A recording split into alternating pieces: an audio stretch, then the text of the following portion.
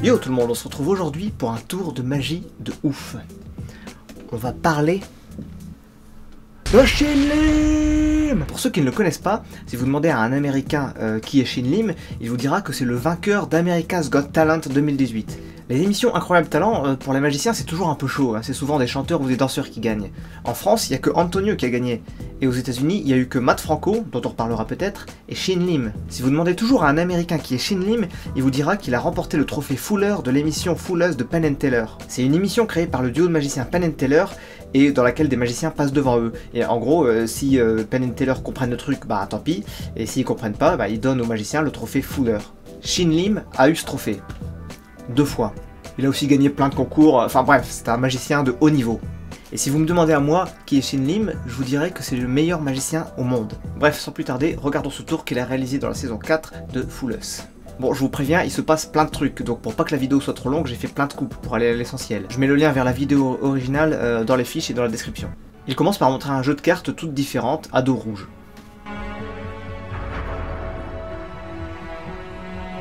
Boum, apparition des As qui sortent de nulle part. Ensuite, pour 3 des 4 As, il fait apparaître les rois et dames correspondants, toujours sortis de nulle part. Il fait disparaître chacun de ces 3 As en les envoyant dans le cosmos. Non mais regardez ça, les cartes se volatilisent complètement. Et les 3 As réapparaissent avec le 4ème. Vu que c'est un peu le bordel sur son tapis, il fait disparaître les 3 dames et les 3 rois. Pareil, hein, évanoui dans la nature.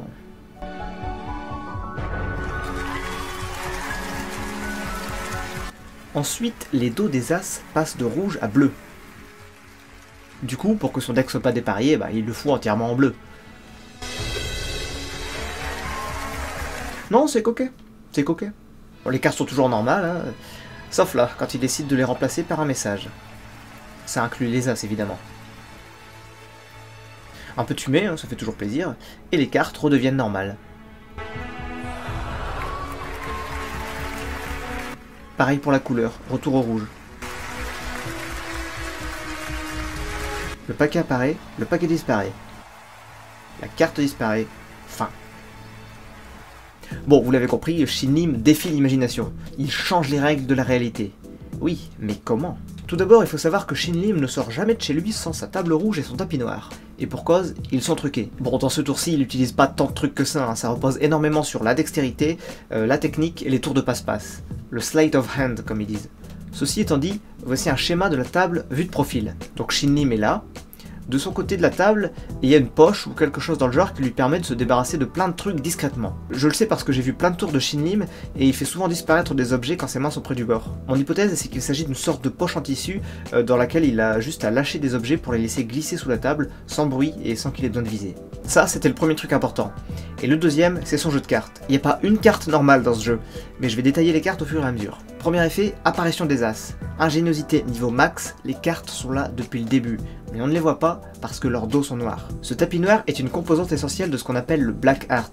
Ça consiste entre autres à dissimuler des tas d'objets qui se confondent dans le noir du tapis. C'est un viewer qui m'a fait découvrir ça en parlant dans un commentaire, il se reconnaîtra sûrement. Donc les As à dos noir sont là depuis le début et il a qu'à les retourner. Mais ce n'est pas tout. Ces As sont en fait des tas de 3 cartes, l'As, le Roi et la Dame. Comment expliquer qu'il puisse les déplacer avec autant de facilité sans les dissocier ? Mon hypothèse, c'est que ce sont des cartes aimantées. Ça paraît ouf, mais ça prendra un peu plus de sens après, vous verrez. En tout cas, pour faire apparaître les rois et les dames, il les prend sous les As, très rapidement. Un peu comme ça. Pour faire disparaître l'As entre le roi et la dame, il a juste à rapprocher les cartes suffisamment pour qu'elles soient aimantées, mais il retient l'As avec ses doigts quelques secondes avant de le relâcher. Ce qui fait que quand il relâche l'As, il va être attiré derrière. C'est là que l'histoire des cartes magnétiques devient crédible. Regardez comment les As sont attirés sous les dames à chaque fois. C'est subtil, hein ? Pour l'As de pique, pour moi c'est la même chose, hein. C'est un tas de 4 As aimantés et elles peuvent tenir ensemble dans certaines positions équidistantes. Évidemment je peux pas en être sûr à 100%, mais ce qui est sûr c'est qu'il y a un système d'attache qui permet de les mettre dans des positions prédéfinies. Pour faire disparaître les rois et les dames, vous l'avez sûrement compris, il a juste à les retourner, vu que leurs dos sont noirs. Sauf que pour éviter que les cartes le gênent par la suite, après les avoir retournés, il les fait glisser vers lui pour s'en débarrasser dans cette fameuse poche secrète à l'arrière de la table. Je pose, je glisse, je pose et je laisse tomber en même temps, et je glisse une dernière fois. Shin Lim était pianiste à la base, et ben ça se ressent quand on voit la coordination et l'indépendance de ses mains. Bon, pour le changement de couleur, je suis pas sûr du tout, mais je pense qu'il utilise une carte avec un clapet sur l'arrière. Il aurait qu'à retourner le clapet dans un mouvement rapide pour changer le dos de la carte. Peut-être qu'il utilise une carte spéciale, vous savez, un truc tout fait quoi, mais dans ce cas je peux pas le savoir. Si vous avez des idées là-dessus, n'hésitez pas. Par contre, pour changer les dos des 3 autres cartes, puis du deck complet, là ça repose sur un truc plus classique. Les dos des cartes sont bicolores. C'est un peu comme cette carte, hein, qui est à la fois un roi et une dame. C'est un double imprimé. Le principe de l'imprimé spécial est simple, mais offre énormément de possibilités. Si vous regardez bien, à chaque fois qu'il étale le deck, on ne voit que la moitié de chaque dos, sauf pour celle du dessus, qui permet de donner l'illusion. Pour les 4 as, c'est pareil, seul le dos de celui qui est au fond est vu en entier. C'est celle avec le clapet si on prend cette hypothèse-là, et les 3 autres ont des dos moitié-moitié. Pour que l'illusion fonctionne avec le paquet entier, il faut qu'il enlève la carte du dessus, et en fait il se contente de la prendre et de la mettre sous les 4 as. Et la nouvelle carte du dessus, donc celle qui était en deuxième position, est à dos bleu. Et là vous allez me dire, mais comment ça se fait que la carte en deuxième position soit pas moitié-moitié? Ça colle pas avec ce que t'as dit juste avant. En fait c'est simple, regardez. Quand Shin Lim étale les cartes, il prend soin de ne pas étaler le haut du paquet. Vous voyez les cartes les plus au-dessus, on voit pas du tout leur dos. Il peut donc cacher n'importe quelle carte dans le haut du paquet. En l'occurrence, il cache la deuxième carte qui est une carte à dos entièrement bleu. Donc pour reprendre le changement de couleur, il doit juste tourner le paquet de cartes à 180 degrés, ce qu'il fait grâce à cet éventail, puis retirer la première carte pour montrer la deuxième. Ainsi, quand il étale les cartes, on ne voit que les moitiés bleues et les moitiés rouges sont cachées en dessous. J'étale, c'est rouge, je retourne le paquet à 180 degrés, j'étale à nouveau, c'est bleu. Ensuite, il montre les faces des cartes, tout est normal, puis elles se transforment en un message. On pourrait croire que c'est compliqué, mais en fait c'est exactement la même chose que pour le changement de couleur. Les dos sont moitié bleu, moitié rouge, et bien les faces sont moitié normales, moitié message. Sauf pour celle du fond, le Joker, qui permet de cacher les autres. C'est un peu comme cette carte-là, qui est imprimée partiellement, donc si je veux je peux écrire un message sur cette moitié-là. Avant de changer le couleur des cartes, il a dû retirer la première, et bien là, avant de transformer les cartes en message, il a dû masquer le Joker.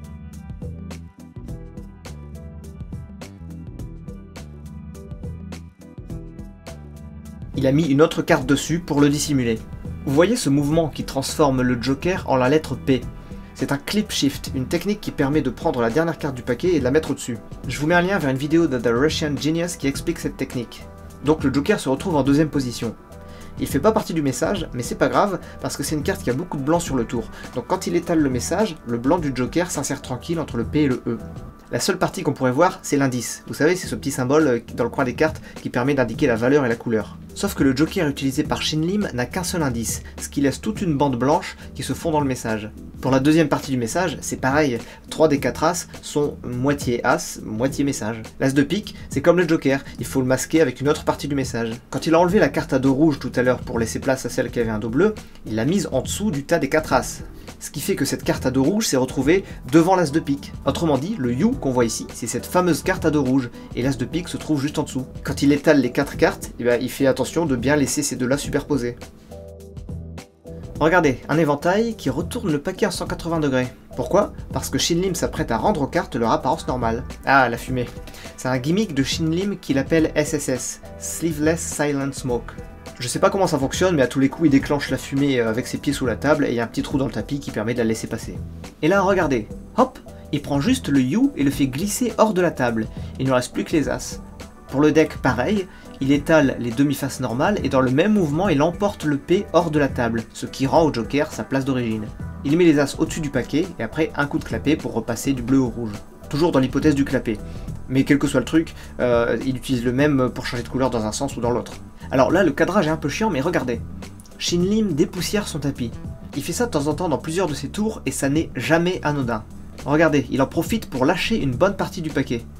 Tout le paquet en fait, hein, sauf la première carte, le potentiel As à clapper. Ou peut-être que tous les As restent en fait, dans le cas où il serait indissociable. Mais ça, on peut pas en avoir le cœur net. Là, la carte qui se transforme en un paquet puis qui redevient une carte, je sais pas comment ça fonctionne. C'est un gimmick de Shin Lim qu'il appelle le Gone Deck. Je mets un lien de vidéo démo de Shin Lim dans les fiches et dans la description, mais en gros c'est un truc tout fait quoi, un objet truqué à base de paquets qui se déplient et qui se replient. Pour finir, il drop la carte sous la table, et voilà. Bon, c'était pas évident hein. J'espère que les schémas que j'ai fait vous ont aidé parce qu'il faut vraiment être très attentif pour tout comprendre. Shin Lim est juste magnifique, il n'y a pas un mouvement inutile, tout est millimétré. C'est un virtuose, et le fait qu'il fasse son tour sans rien dire en étant synchronisé avec la musique, pour moi c'est ça la vraie magie de Shin Lim. J'ai dit une fois dans un commentaire que pour moi dans un bon tour, rien n'est inutile. Chaque action a un sens. Et c'est exactement ce que nous montre Shin Lim. Les éventails qui permettent de retourner les paquets, le dépoussiérage qui permet de se débarrasser des cartes, enfin vous avez compris. J'espère que vous avez aimé cette vidéo parce que moi j'ai adoré la faire. J'espère aussi que vous allez regarder des vidéos de Shin Lim si vous les avez pas déjà vues, parce qu'elles valent le détour. Si vous avez aimé, likez, commentez, partagez surtout, ça m'aide énormément. Pour les infos sur les prochaines vidéos, le mieux c'est de me suivre sur Facebook et Twitter. Pour les suggestions de tours, les gens me proposent énormément de choses, donc je n'ai pas le temps de tout voir, de tout regarder. Si je ne réponds pas à votre commentaire, ne le prenez pas mal. Ça ne veut pas dire que j'ai pas vu votre proposition, ça veut juste dire que je la mets dans un coin avec les autres et qu'après je fais le tri. Voilà, sur ce, je vous dis à plus pour la prochaine vidéo. Un peu comme ça. Mais mieux.